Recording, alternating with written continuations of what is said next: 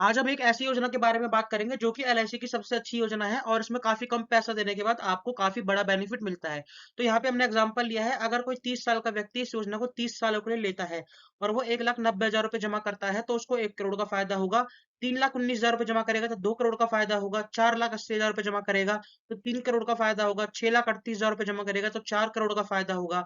और अगर 7,41,000 रुपए जमा करेगा तो उसे 5 करोड़ का फायदा होगा। अब ये फायदा कैसे होगा, ये प्लान क्या है, उसकी डिटेल मैं आपको आगे भी समझा दूंगा, लेकिन मैं आपको बता देता हूँ।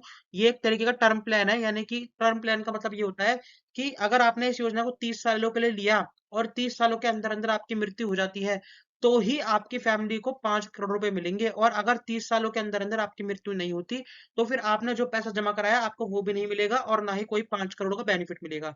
तो ऐसे प्लान को टर्म प्लान कहा जाता है और इस प्लान का जो प्रीमियम होता है, यानी कि जो हम इसमें पैसे भरते हैं, वो काफी कम जाता है। तो जैसे कि आप यहाँ पे देख सकते हैं, आपको 1 करोड़ रुपए का फायदे के लिए केवल 1,90,000 रुपए भरने पड़ रहे हैं।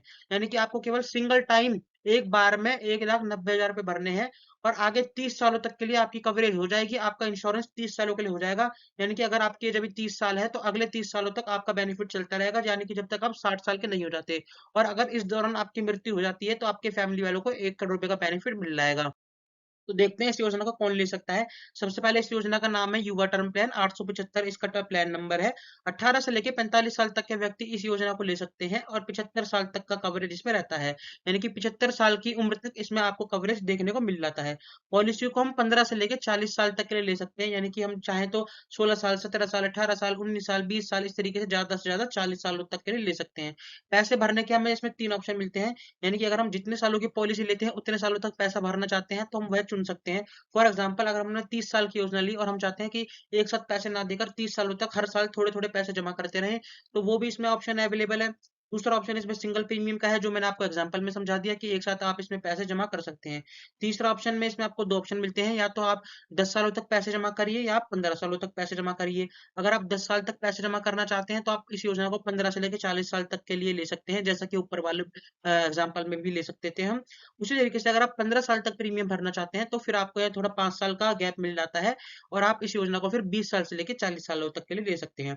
कम से कम आप इसको 50 लाख रुपए के लिए ले सकते हैं और ज्यादा से ज्यादा 5 करोड़ रुपए तक के लिए ले सकते हैं। यानी कि आपकी डेथ होने पे कम से कम आपको 50 लाख रुपए मिलेंगे और ज्यादा से ज्यादा 5 करोड़ रुपए मिलेंगे।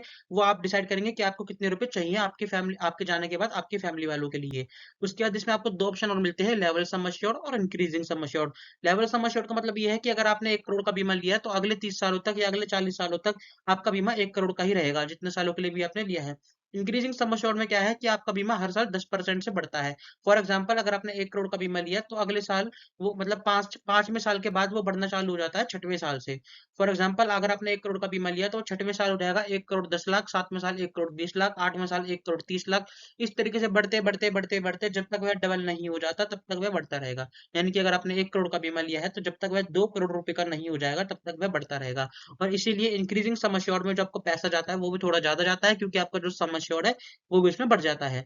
मेच्योरिटी की बात करें तो इस प्लान में किसी प्रकार की कोई मेच्योरिटी नहीं होती, जैसे कि मैं आप सबको बता चुका हूँ कि एक तरीके का टर्म प्लान है और टर्म प्लान का मतलब ये होता है कि अगर कोई व्यक्ति मरता है तो ही उसके परिवार वालों को पैसा मिलेगा, नहीं तो कोई प्लान का पैसा नहीं मिलेगा। अगर आप चाहते हैं कि आपके जिंदा रहने पे भी आपको पैसा मिले, मरने के बाद भी मिले, तो आप एलआईसी का जीवन किरण प्लान ले सकते हैं। ये एक ऐसा प्लान है जीवन किरण कि उसमें आपको जिंदा रहने पे भी पैसा मिलता है और मरने पे भी पैसा मिलता है, और वो भी एक प्रकार का टर्म प्लान ही है।